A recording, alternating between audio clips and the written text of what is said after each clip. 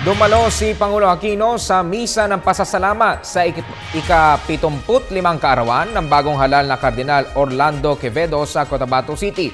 Para sa detalye, nariyan ang ulat ni Eddie Arellano ng PTV Davao. Eddie? Maraming salamat. Ngayon, kasalukuyang sinusundan natin ng convoy ng Pangulong Noy papuntang Awang Airport. Katatapos lang kasi ng misa ngayon ni Bishop Quevedo.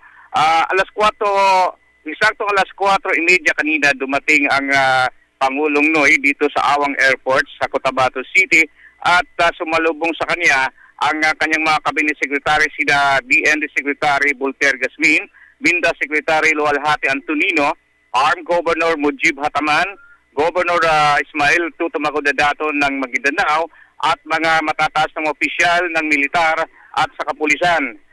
Dumiretso ang kaagad ang convoy ng Pangulo papuntang Immaculate Conception dito sa Quezon Avenue sa Cotabato City upang dumalo sa misa ni Bishop Quevedo. Si Quevedo pala ay naging unang obispo dito sa Kidapawan na siya naordina noong 1980 at gayon naman ang karawan niya ang ika-75 karawan ng obispo na naging kardinal noong Pebrero 22. Ang Pangulo sa ngayon ay papunta na po ng Awang Airport upang bumalik na doon dyan sa Maynila at ang katatapos lang ng misa dito sa Cotabato City.